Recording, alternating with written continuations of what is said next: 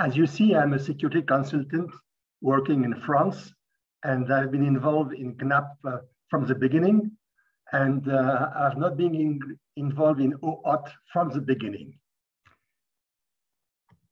Now, I have 24 slides, and my first slide is to say that trust relationships are currently undefined in draft 8. There is a section called section 1.4 that is supposed to be about trust relationship, but it is not. It is based on a very large book called Promise Theory, which is only 302 pages thick. And you can see that the promise is a stated intention. Each agent defines its own valuation function of promises given or received. You have to wait to read page 108 to see the definition of trust, which is an agent's expectation that the promise will be kept. It may be assigned a value lying between 0 and 1 in the manner of a Bayesian probability. Such an approach is very confusing because it is mixing trust relationship with security threats. In the IT community, you trust or you don't trust. It's a binary condition. And a trust relationship is very simple. It is composed of 3 parts. Originally, people were thinking it was consisting of 2 parts. Entity A is trusting entity B, full stop. Of course, this is wrong. You are trusting entity B for some kind of behavior C. And to take into account the fact that you may have problems in some cases, you are certainly aware that some condition out of control might happen. If RSA is broken tomorrow, since you are trusting the signature of a server, of course, you don't trust it anymore. But usually you will know which key length is rather to become broken using RSA. Now, Julien made a presentation today and said that the promises are defined. They are not defined correctly. If you look at the 6 conditions, these are not definition. It is claiming that it is compatible with the ISO definition. It is not. So my conclusion is that trust relationships are undefined. And if you have undefined trust relationship, it is rather difficult to prove that the system is secure. When you look at the various relationship, there are some that do not exist or that are not indicated between, for example, client instances and end user, or between end user and authorization server, or between client instances and authorization server. Well, they should be defined, but they are not. Now, in draft 8, there are some questions that have no answer. How may a client instance be associated with an end user? This is left undefined. How may an AS be confident that a legitimate user is using a given client instance? This is left undefined. Now, I was questioning really, where was the interaction with the end user? And the only information you can find in draft 8 is that the end user operating the software may interact with the AS to authenticate, provide consent, and authorize a request. This means that the authentication of end user by an AS is not required. Well, if you want to fill the hole, there is an easy way to fill it. You just need to say end user must authenticate to the AS, and then it is questionable whether client instance key are still relevant with the fact that end user must authenticate to the AS. Now, my belief is that TLS plus end user authentication should be used or must be used. TLS is required. In the afternoon, Fabien said, the use of TLS does not imply any trust relationship. This is incorrect. When you use TLS and you do it properly, you are using a certificate for the server, and the client is knowing that it is communicating with the right server, and that the communication between the server and the client is protected against confidentiality and integrity. Now, if an end user has been successfully authenticated by an authentication server over a TLS connection, this means that subsequent requests are coming from the same authenticated end user. If you lose the TLS persistent connection, it can be maintained up to 1 hour. In case of the end user activity, of course, the connection can be closed earlier. Hence, there is no need at this time to use client instance keys. A further advantage that is not discussed in the document is the ability for an end user to use different clients or devices without bothering to register them to the AS every time he is using a new device, or to unregister it in case of a device loss or changed. So these considerations, which are rather important in terms of ease of use, are out of the scope of draft 8. Now, at the moment, OAuth and GNAP draft 8 indicates that only 2 classes of access tokens may exist. The first class is called key-bound access token, where the access token is bound to a key used by the client instance in its request, and bearer access tokens that do not include a key used by the client instance in its request. Now, you can see in the document that, or in this document, in other documents, that if you steal a bearer access token, you can use it anywhere and very easily. Well, if you think about key-bound access token, they are bound to a key that belongs to the client. And if you use even a hardware security module, it prevents a legitimate client or user to know the value of a client private key, but it does not prevent the use of that private key by a legitimate client willing to collaborate with another client. So there's a major difference between preventing to know the value of the private key and preventing the use of that private key. Now, if a client accepts to collaborate with another client, the use of key-bound access token does not offer protection against the use of an access token by another client, which means implicitly by another user. My conclusion is that GNAP and OAuth are not resistant to client collaborative attacks. Now, let us take a look at the profile that is defined for OAuth 2.0. And I have just copied and pasted some sentences that are rather interesting. This profile mandates the presence of the subclaim in every JOT access token, making it possible for resource server to rely on that information for correlating incoming requests with the data stored locally for the authenticated principal. Well, which means that, and the presence of the subclaim is made mandatory. When you look at the GNAP specification, the presence of a subclaim is simply ignored. And in fact, even when you read some security consideration, it says it has been purposely avoided. Then the second sentence which is copied is, there are scenarios where the authorization server might want to prevent correlation. The subclaim should be populated by the authorization server according to a privacy impact assessment. What means a privacy impact assessment in this case? I don't know.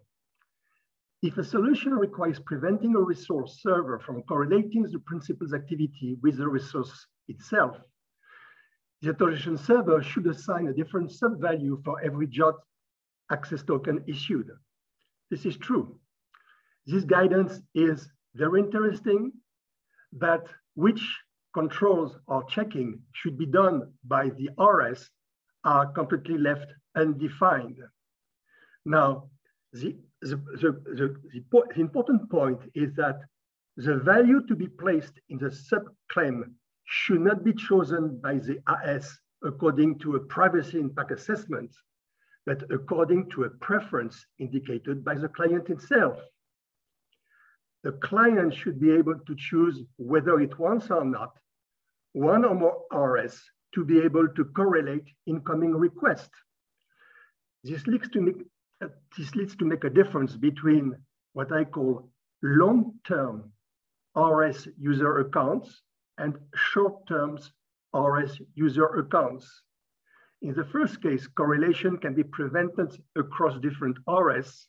In the second case, correlation can even be prevented on the same RS.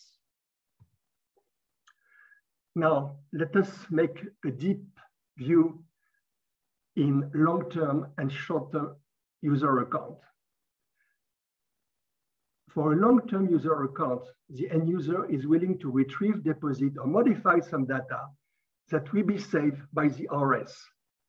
The prime example is that you have your bank user account and you want to retrieve some information that has been made available to you by the bank or that you have sent to the bank when you re-authenticate the day after.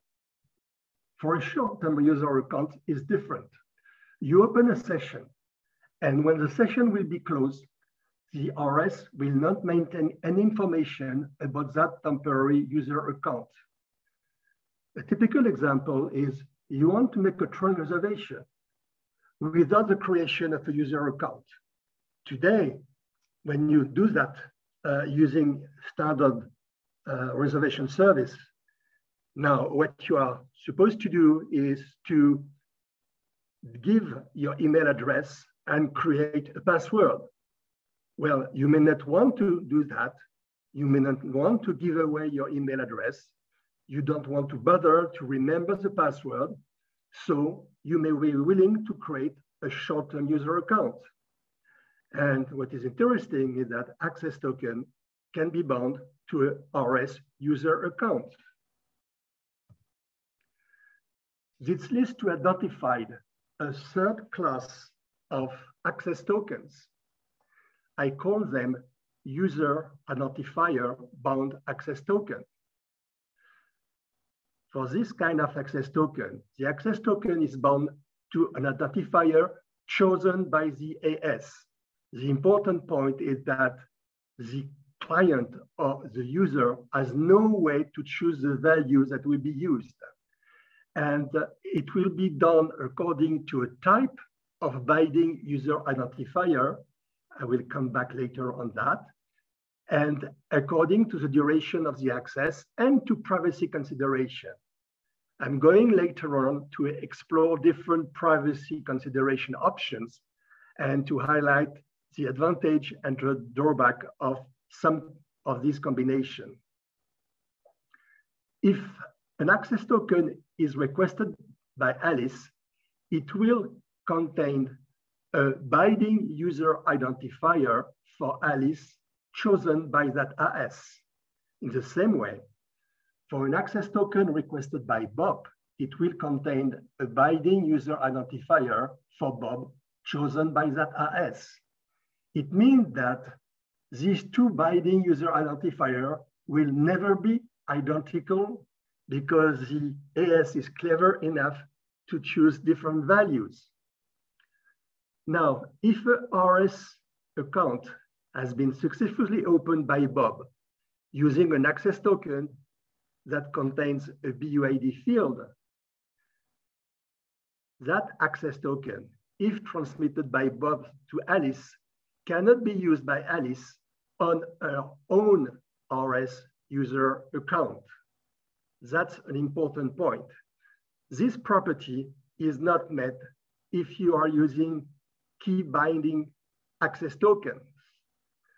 In case you have two clients that collaborate and that have been modified so that one client can do all the cryptographic computation that the other client uses.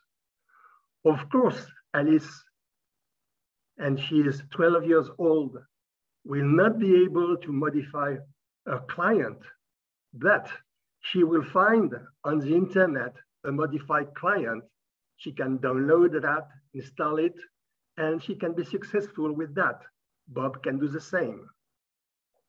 Now, there is a small drawback.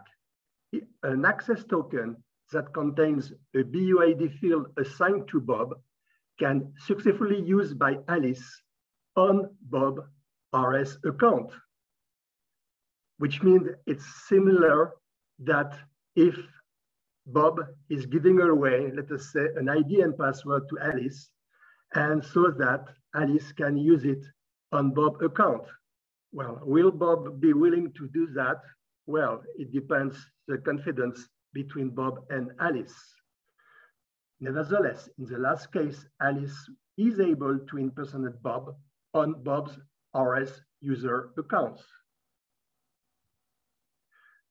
Now, let us deep dive into the binding user identifier. The BUID field is composed of two parts. The first part is a type, and there are 4 choices possible, while the second part of the BUID is a value, and the value is always generated by the AS. So the client or the end user can choose the type, but cannot choose the value. 4 types can be used in the context of long-term RS user accounts. The first one, I call it a unique user identifier. It's unique for each user RS pair. This option cannot be implemented in the context of the software-only solution. It requires the use of a secure element with very specific security properties. It is mentioned just to know that that case may exist and might be developed in the future, but that development is not that easy because it would involve the meeting between 2 worlds, the world of the internet and the world of the smart cards. Because if you want to build a security protocol, you have to take care of APDUs, of smart cards, or secure elements, which are transferred in the protocol. The second option is to use a unique user identifier, but for each AS-RS pair. In that case, the client must disclose to the AS the identity of the RS. But at this point of time, you don't see the importance of that. But for the next type of BUID, you can use a locally unique identifier for whatever RS. This has some drawbacks that I will explain later, but in that case, the client may hide to the AS the identity of the RS. And in the last case, which may be interesting within an enterprise, but certainly not on the internet, you may use a globally unique user identifier like an email address, which is unique to a user. But in that case also, the client may hide to the AS the identity of the RS. For the 5th type, it is used only for session user unique identifiers. Now, let us look about the privacy properties of the BUID field. You have a diagram where you have 2 dimensions to consider. Whether it's possible to hide to the AS the identity of the RS being accessed, or to prevent RS a linkage between the user accounts. When you look at the various combinations, the best one is when you use a GUID of type 1, because you guess the best of the two worlds. You are able to hide to the AS the identity of the RS, and you are able to prevent leakage between user accounts on different RS. Now, since you can't use it today, you have an option.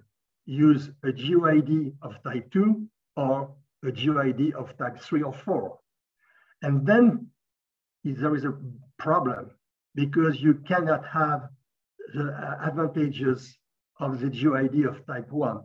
Either you want to hide to the AS the identity of the RS, or you want to prevent linkage between user accounts on different RS, but you can't have both of them at the same time.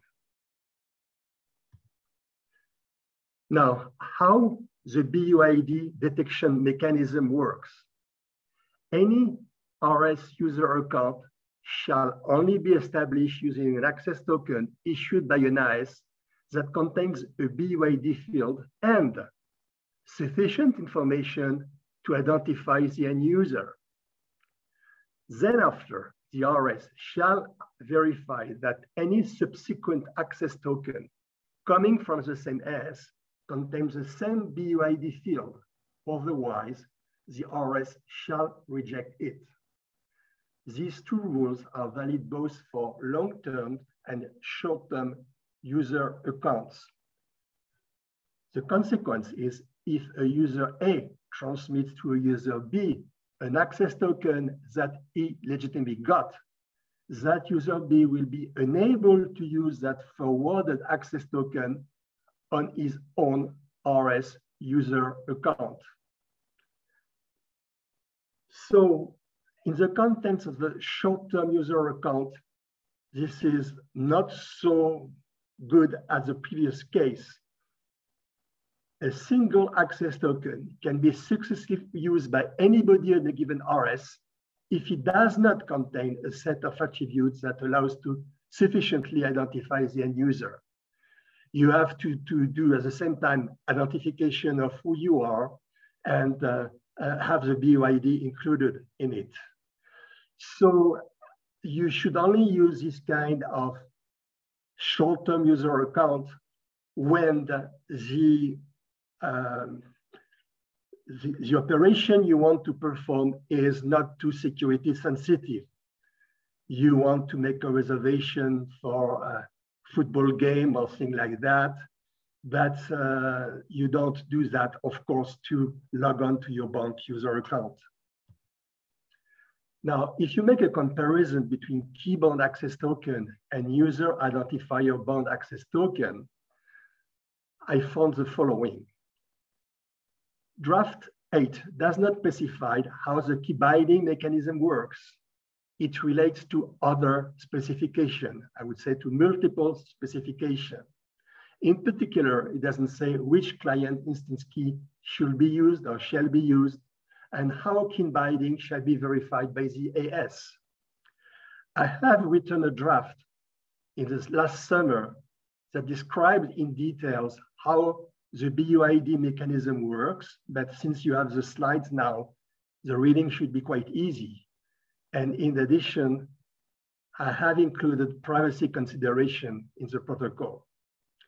The major difference between these two binding mechanisms is the following.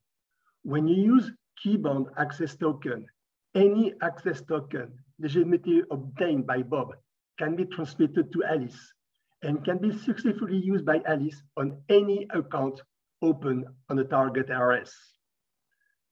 On the contrary, when using access tokens that contain a BUID identifier, any access token obtained by Bob can be transmitted to Alice, but cannot be used by Alice on her own user account, but only on Bob user account. Now, let us look at end user attribute in access token. Despite the charter given by to the GNAP working group and the vocabulary defined in the definition sections, attributes are not supported. Well, I listened yesterday to a presentation from Justin, and I copy and paste what I got on the screen. Implementation can define whatever they need: user attribute, user account, network identifier. And with that sentence, he is believing that, in fact, attributes are indeed supported. But will you be able to interoperate using such a guidance? Certainly not. You would need an extension to the document, which is currently not done. So my understanding is that attributes are not supported currently. I believe that the core protocol should define two fields in an access token request to distinguish between rights and capabilities, which are indeed capabilities, so between capabilities and attributes. It's quite amazing to see that in a security document, the word capabilities is not even present. Now, a set of common attribute types should be defined to support attribute-based access control, which is the acronym ABAC. For example, first name, family name, birth dates, birth location, and so on. So this is attribute types. End user should be able to query an AS to know which attribute types and values are known by a given RS. Well, such a query is not described in the current document. So a user is not able to know which attribute types are known by a given AS. Now, if we make a comparison between capability-based access control versus attribute-based access control, you have on the left an end user, and you have then a client instance that is communicating both to the resource server and to the authorization server.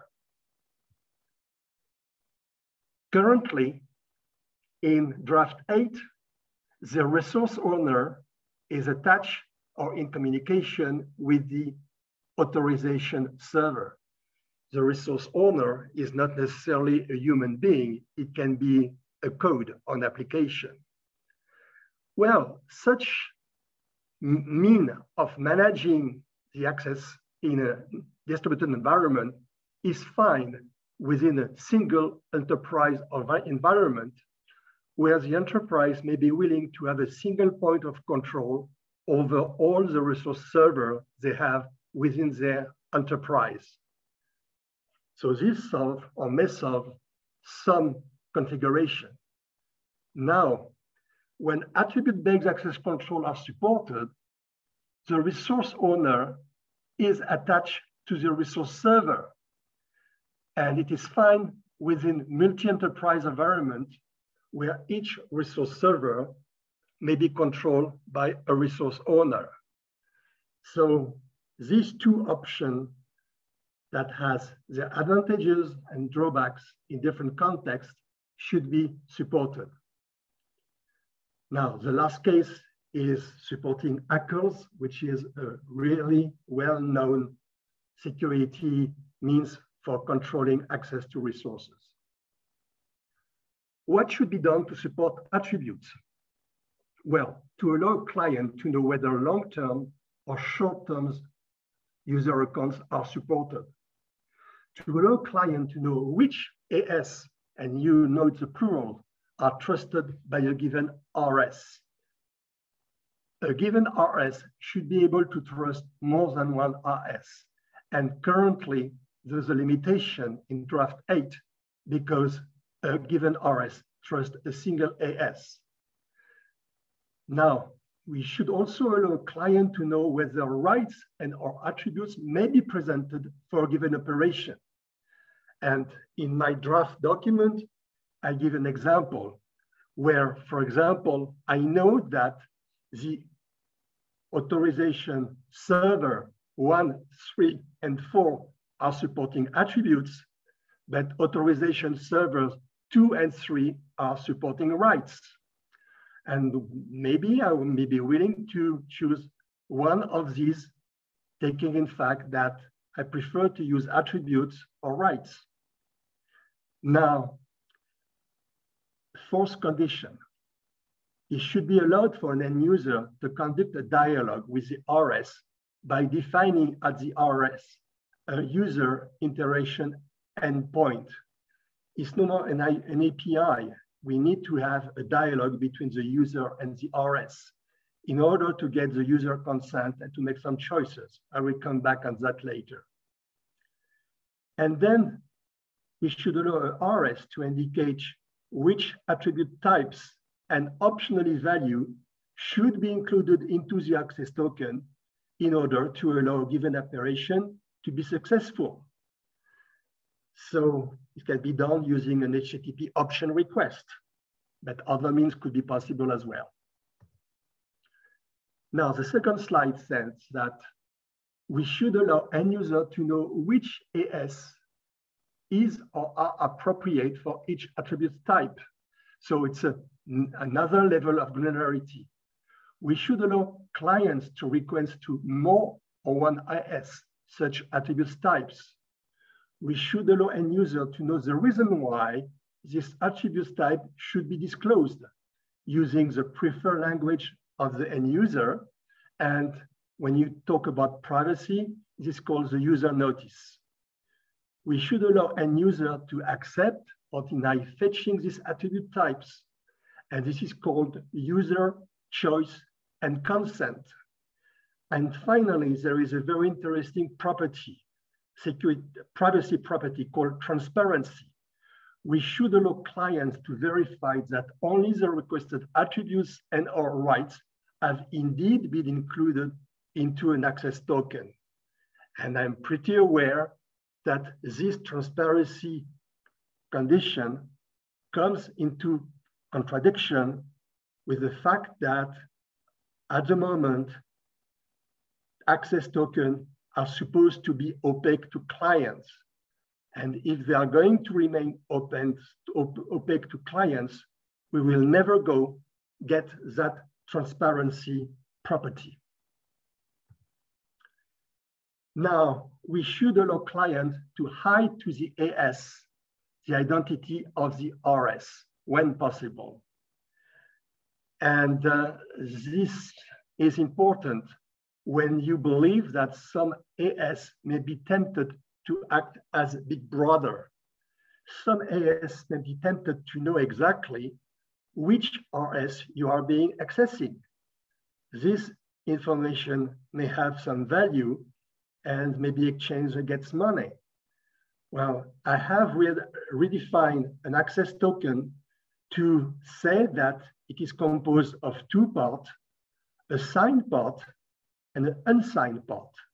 And the unsigned part allows to hide to the AS the identity of the RS, but still allows the access tokens to be targeted to the right RS.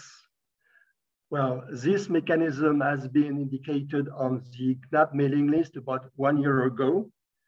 And even Fabien made a small test of that, but at the moment, it is not even indicated in draft 8. Now, what are the benefits of the support of attributes? Well, the RS may trust a set of RS for some types of attributes. There is no bilateral pre-relationship between an AS and an RS, which is necessary anymore. This is very important because it allows a large scalability. RS need to know what are the properties of the AS, what kind of attributes they're able to provide, but AS do not need to establish a relationship with an RS before being able to provide an access token. Now, a resource owner working in collaboration with the RS is needed to support attributes. And of course, I indicated in parentheses things that we have seen earlier, RO working in collaboration with the AS is needed to support rights or capabilities. The AS, when you use attributes, will be kept ignorant of which action will be performed by a client and on which resources in some cases. So if you have Big Brother may be interested to know not only which RS you are going to access, but which actions you are going to perform. Now, in some cases, and I indicated is not all cases, the AS can be kept ignorant of which RS will be accessed because the true identifier of the RS will be concealed by the client to the AS, but will be disclosed by the client to the RS. It means that the four following privacy property can be supported: user notice, user choice, user consent, and transparency. Now, when you look about the privacy differences between the support of capabilities and the support of attributes, from an AS point of view, when attributes are supported, the AS may be kept ignorant of the identity of the RS and which operations are likely to be performed. But when capabilities are supported, the AS must know the identity of the RS and which classes of operation are likely to be performed on the RS. The AS is able to act as Big Brother. The use of a rich authorization request, which is supposed to come into GNAP, makes the situation even worse. I have made an extract of page 1 of RRR, where you can know the merchant name, you can know the IBAN number. Do you really think that the AS should be able to keep track of all your transactions? Well, I don't believe so. Beware, Big Brother is watching you. So some privacy differences between the support of capabilities and the support of attributes. From an RS point of view, when attributes are supported, the RS may be able to link different user accounts using either the received attributes or the BUID field. When capability is supported, an RS will be unable to link different user accounts unless such binding can be done using the BUID field. Now, you know that France belongs to the European Union. And in some cases, it's good to have a look at the legislation within the European Union. GNAP should be usable within the European Union. And there is something called the General Data Protection Regulation, GDPR, that is rather old because it has been issued in 2016, and it's about the protection of natural person. And it mandates the use of user notice, user choice, user consent with the RS, not with the AS as it is described today. The next document is EU Payment Services Directive, known as PSD2. And it mandates the use of multi-factor authentication with the AS. And this summer, there was a new document issued in June, and it is a proposal for a regulation amending a previous regulation known as eIDAS. And it is paving the way for the use of multiple attribute server. In the future, this proposal is expecting multiple attribute server to provide attributes to the RS. And it would be nice if GNAP should be ahead of its time and be able to support that. Now, let us take a look at the model from draft 8. I have picked some slides shown on the first day of this conference by Justin. So this is an illustration of the GNAP protocol. And You can see the end user, you can see the client instance, you can see the authorization server, and I've been looking for seeing the RS. The RS are left out the picture, which is quite strange. Second observation, all RS are managed by a single AS, and a prior relationship must be established between every RS and every AS. This may be fine in an enterprise environment, but it is not fine on the internet. And at any moment, there is no description of an interaction between the end user and the RS prior to something what is indicated is an optional interaction between the end user and the AS. Now let us look at a modified model. The modified model starts the same. We have an end user, a client instance, a resource server, and an authorization server. The first exchange is not with the authorization server. It is with the resource server. The client inquires the RS to know which AS are trusted and whether rights and or attributes are supported. The second exchange, the client sends a request without an access token to know exactly what is required for that request. Now, if attribute-based access control is supported, the dialogue needs to take place between the RS and the end user to grab the user consent and, of course, to provide the user notice. Now, finally, the end user chooses the relevant AS and contact the relevant AS and authenticates to that AS using a TLS channel. And finally, the client requests capabilities and or attributes types. So the diagram of the exchange is rather different, and the three first flows of exchanges are not between the client instance and the authorization server, but between the client instance and the resource server.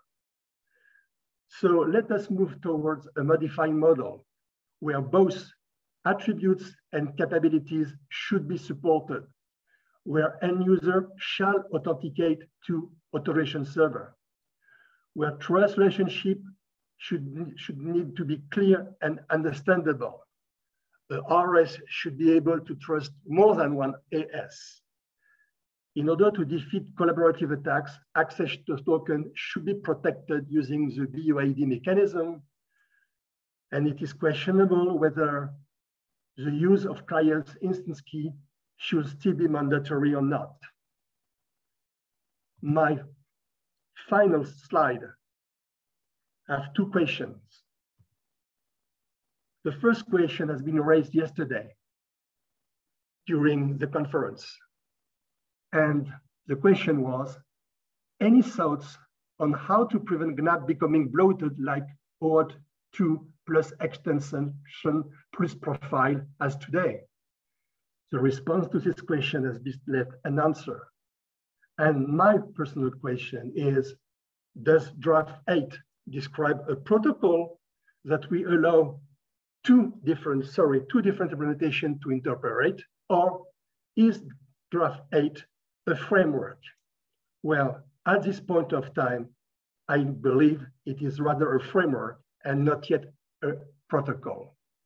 And that's the end of my presentation. So thank you very much, Denis.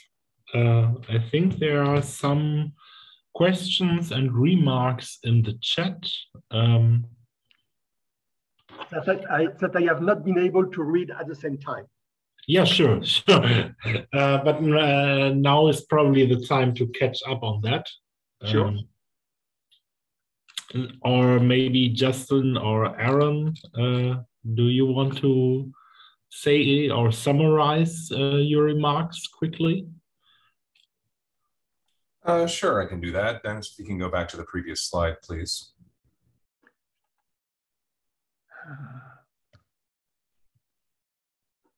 This one? Yes, thank you. Sorry. I made a click. Yep, no worries, thank you.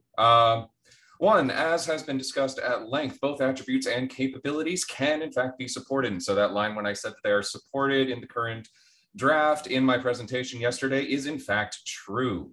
And they are supported through the mechanism, which is the same as is used in RAR, which is to say that the type defines which additional fields are applicable to the API that's being protected, because it is ultimately the API that's being protected and the service that's being protected that has the say about what information it should have in order to figure out what it's doing, which in other words, it is in fact the RS that has that say.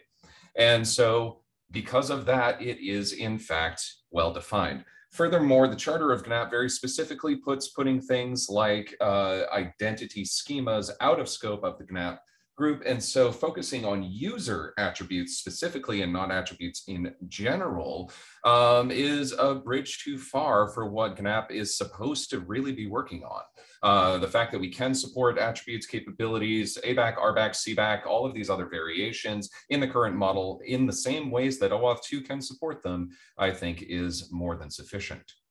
For number two, there are a number of cases, as has been discussed at length, where the end users do not authenticate to the AS, nor should GNAP be making an assumption that the end user has an account at the AS.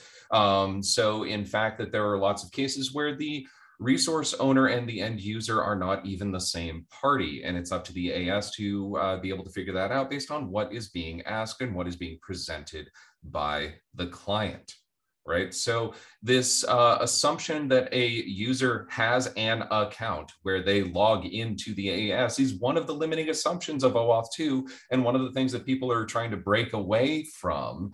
And if you see this, you can see a lot of work in the OAuth space that's working on getting around that basic assumption in the protocol. GNAP is stepping away from that basic assumption. Wait a second. Number three. Wait a second. If you really want to support attributes, you need to support the attributes of the end user. And that is incorrect. That is incorrect, because that there are a lot more attributes out there that I might be able that I want to be able to make decisions on. These are attributes of the client, attributes of the organizations the user might be associated with, the RS and AS might be associated with, attributes of the end user are part of it, but it might also be attributes of the resource owner that's granting access rights to the end user, and they may be different parties. Focusing on attributes of the end user is incredibly narrow and limiting and really not very helpful. The fact that you can pass attributes in this if you want to, and it makes sense for your API, then you can do that.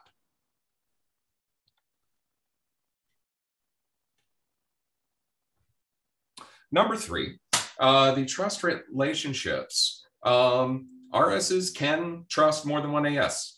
For the purposes of a single GNAP transaction, we are talking about one RS and one AS. The conclusions that you drew about there being this, the relationship has to be predefined and it has to be one-to-one is simply incorrect, as has been discussed at length a number of times. Number four, the BUID, as has been discussed, is a subject identifier in the access token, and it does not prevent collaborative attacks, because Alice giving Bob Alice's token merely lets Bob do things as Alice, which is, that's not new. None of that is new. I do think that this notion of having pseudonymous pairwise identifiers as opposed to long-term user identifiers is valid and needs to be part of the token model discussion in the resource draft, which is outside of the GNAP core draft. And number five, the use of client instance keys to protect calls is completely orthogonal to the content of the access token or what that access token represents. If you could go to the next slide, please.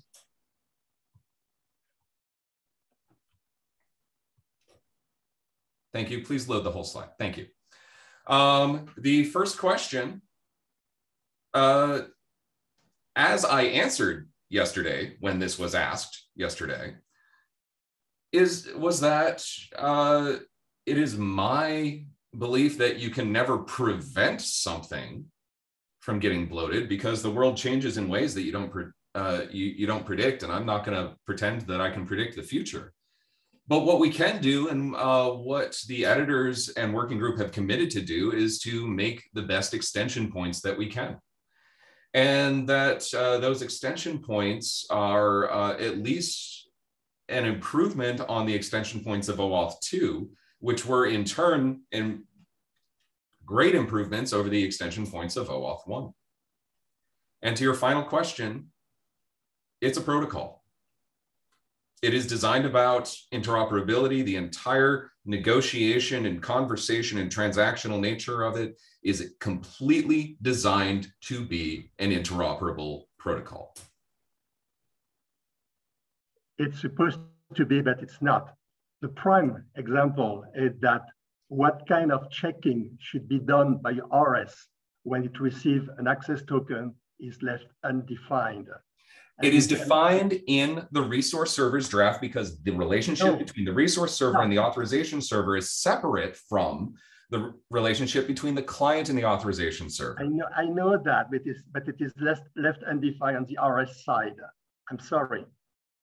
I'm sorry that you are confused. I wish that I could help you understand this better because we have had this conversation many times.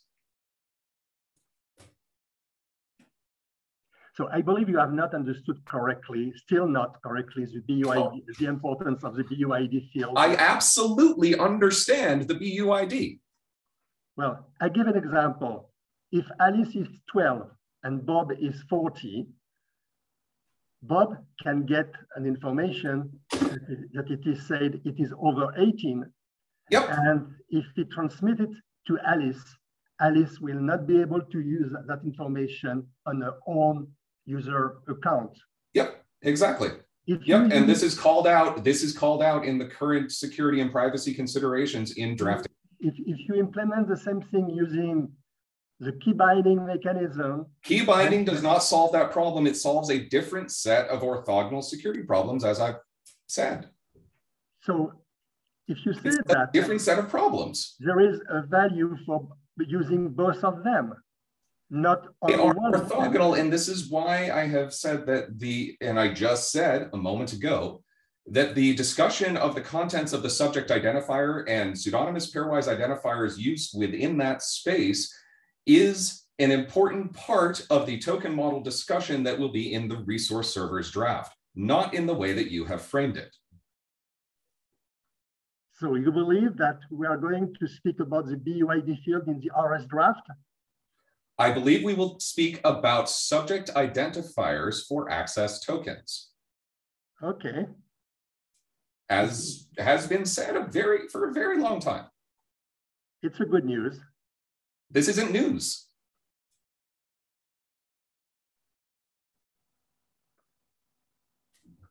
Other comments or questions?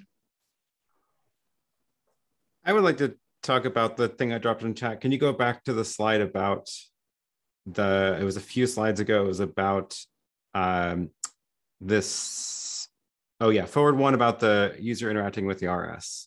It was that diagram you drew. Which slides you? I believe it's slide 21. 21. This one? Nope, 22. Okay. This one. So your note here about number 3, the RS and the end user interact to gather consent. So that's absolutely an important step. That's key to how most of this stuff works. However, that is literally defined as the job of the authorization server in GNAP as well as in OAuth. That's very normal to be done by the authorization server. So if you're talking about that step happening, what you've defined here is the resource server is the authorization server. And I think the confusion here is conflating the idea that the authorization server in GNAP as well as in OAuth is doing several different jobs. One is authenticate the user, maybe you do MFA, maybe you don't authenticate the user, all those things about interacting with the user. And then separately, as a separate job that it's doing, is gathering consent. Is like, is this user allowed to do this thing? And those are two different jobs that the authorization server is playing. But very importantly, as is deployed in many, many, many situations today in OAuth, the authentication of the user does not have to happen at the authorization server. And that's where you get the sort of delegated or double OAuth, or you end up with a SAML login to an OAuth server where you have those two different, federated accounts. It's a very common pattern. And I think that's what's going on here, is that you're sort of redefining what names are playing which roles, which is not really helping the discussion. But it's possible to do at the AS, and it's possible to do it in a way where you can still have those attributes of, like, the user isn't correlatable when you're doing things in a certain way. That's all happening at the authorization server. So it's not really helpful to move it and say, actually, no, it's happening at the resource server, because that's not what the resource server is. Well, I'm not sure I understand what you say, but my point here was to indicate that this dialogue is not between the client instance with the user, the end user, and the authorization server, but between the end user and the resource server. Can I ask you to restate that without using the terms authorization server and resource server? Well, these terms are well-defined, and I use the well-defined terms we have. No, the problem is they're not well-defined, because you clearly have a different definition of them than the draft does. So that's my question here, is when you're saying the interaction happens between the end user and the resource server, that does not make sense in the current draft. So clearly you have a different idea of what the resource server is. So if you're saying the interaction should not happen between the end user and the authorization server, what do you actually mean by that? Do you mean it should not happen between where the end user has an account? Do you mean it should not happen to where the end user is interacting with a thing that is going to be creating the token? Like, what are you actually trying to imply my belief here? is that the authorization server is a place where a server knows some attributes from the end user and is able to deliver a subset of them upon the request of the end user in an access token, so that that access token can be presented to the resource server. But before doing that, the end user first connect through the client instance to the resource server, and he will know the conditions that the resource server is supposed to accept. It will know what will needed to make its operation possible. And if attributes are supported, well, the RS needs to gather, I just said the RS, not the authorization server, which is not yet in the picture, needs to gather the acceptance of the user. If the authorization server is the one creating the token that contains the consent, how do you propose that the resource server communicate that consent? Sorry to interrupt, but our time is up, and we have to proceed to the next session. That's correct. So maybe if you want to continue that discussion, you can take it offline or continue it at some other time. So here, as in